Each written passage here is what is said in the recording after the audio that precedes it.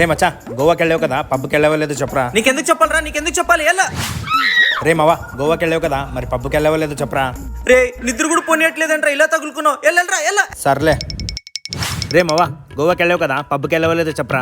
రే ఏంట్రా ఇలా టార్చర్ పెడుతున్నావు, పని కూడా చేసుకునేట్లేదు నన్ను. వెళ్ళరా బయటికి వెళ్ళు. వీడు ఇన్నిసార్లు అడుగుతున్నా నేను పబ్బుకి వెళ్ళానో లేదో ఎందుకు చెప్పట్లేదో తెలుసా? ఎందుకంటే వాడిని కూడా తీసుకెళ్ళమంటాడు కాబట్టి. అయినా నేను పబ్బుకి వెళ్ళాను తెలుసా, ఫుల్ గా ఎంజాయ్ చేశాను. గోవాలోనే ది బెస్ట్ పబ్బుకి వెళ్ళాను తెలుసా. మన తెలుగులోనే రామ్ భూపతికి ఒక ఫోన్ కొడితే ఆఫ్టర్ లైఫ్ అనే పబ్బుకి తీసుకెళ్లారు భయ్య. ఈ పబ్బు ఎగ్జాక్ట్ లొకేషన్ వచ్చేసి నార్త్ గోవా క్యాండలిం. నన్ను చాలా బాగా రిసీవ్ చేసుకున్నారు. ఆఫ్టర్ లైఫ్ పబ్బు గురించి ఈయన మాటల్లో వింటుంటే ఆహా అనిపించింది భయ్య. ఈయన చెప్పిందంతా విన్నాక నేనెప్పుడు ఎంజాయ్ చేస్తానని ఫుల్ గా ఎగ్జైట్ అయ్యాను. ఇంతకీ ఆఫ్టర్ లైఫ్ క్లబ్ లో ఎంజాయ్ చేయడానికి ఏమున్నాయి అనుకున్నారు?